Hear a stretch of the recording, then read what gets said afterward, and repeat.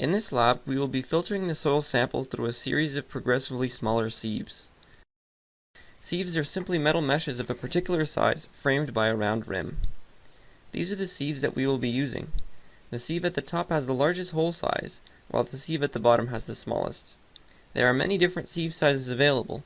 You will need to make sure that your stack of sieves includes the following: the number 200 sieve at the bottom, that acts as a separator between silt and sand. Everything small enough to pass through this sieve is either silt or clay, and will be captured by the pan. The number 4 sieve is also important as it acts as a boundary between gravel and sand.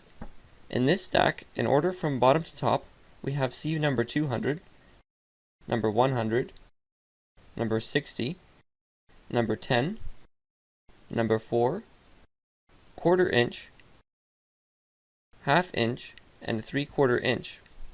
We are using 8 sieves as that is the maximum number of sieves that a shaker can hold at one time. Make sure that the sieves you are using are in order from largest at the top to smallest at the bottom. You will also need a few containers such as these bowls and a scale. Finally, you will need a shaker such as this one.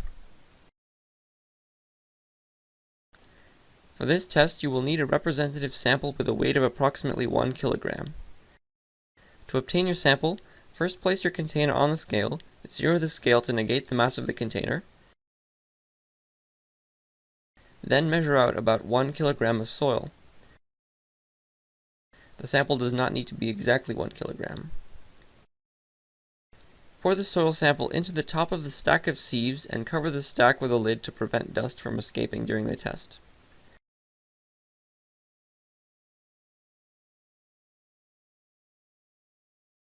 Take the stack of sieves and place it on the shaker. Place the top cap on the shaker and secure it by hand with the 2 screws. This will fix the sieve stack in place while it is shaking.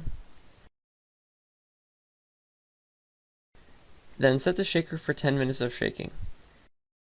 It will start automatically if it's plugged in. After the shaker has stopped, loosen the screws and remove the stack.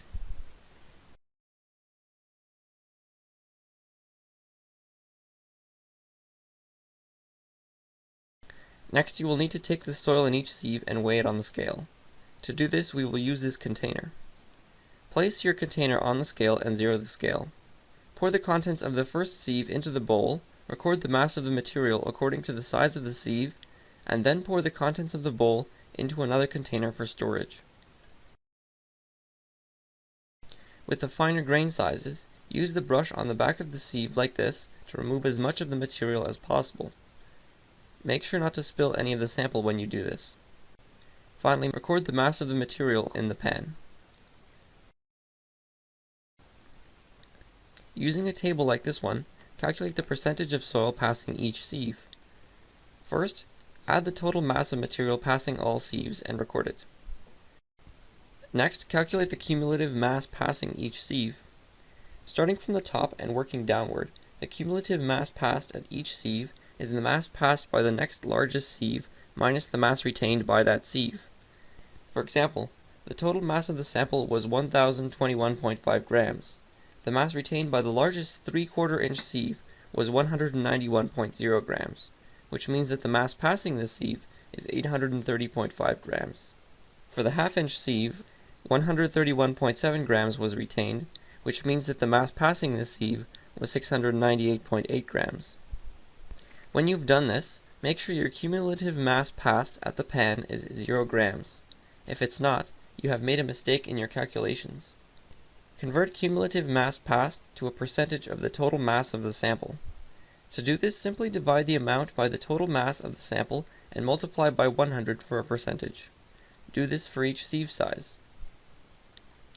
Plot the percent passing each sieve versus the sieve size. This graph will use a semi-log scale.